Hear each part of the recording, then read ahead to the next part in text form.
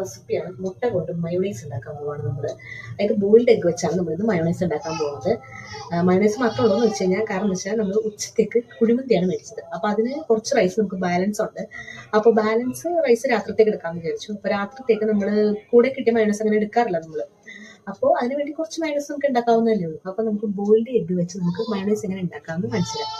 പിന്നെ എന്താണെന്ന് വെച്ച് കഴിഞ്ഞാൽ, ഈ മയോണൈസ് എല്ലാവർക്കും അറിയാവുന്ന കാര്യമായിരിക്കും, പക്ഷെ അറിയാത്ത കുറച്ച് പേരുണ്ടാവും. അപ്പോൾ അവർക്ക് വേണ്ടി ഈ വീഡിയോ ഷെയർ ചെയ്ത് കൊടുക്കുക.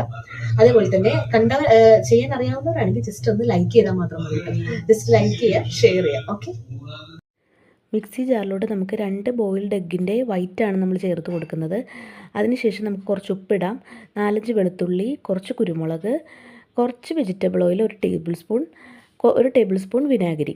ഇതെല്ലാം കൂടി നല്ല രീതിയിലൊന്ന് നമുക്ക് ബ്ലെൻഡ് ചെയ്തെടുക്കാം. ഇതേപോലെ നല്ലപോലെ ഫൈനായിട്ട് അരഞ്ഞ് കിട്ടണം. കുറച്ച് ഞാൻ വെള്ളം ചേർത്തിട്ടുണ്ട്, ഇതേപോലെ ഫൈനായിട്ട് കിട്ടിയിട്ടുണ്ടായിരുന്നില്ല.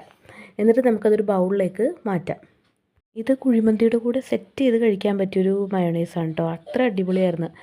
കാരണം ഇത് കുരുമുളകിൻ്റെ ഫ്ലേവറൊക്കെ വന്നപ്പോഴത്തേക്കും അത്രയും സൂപ്പറായിട്ട് എനിക്ക് തോന്നിയത്. എന്തായാലും വീട്ടിൽ ട്രൈ ചെയ്ത് നോക്കണം കേട്ടോ. നല്ല ചൂടുണ്ട്. ഞാൻ കഴിച്ചിട്ട് വരാം. Bye guys.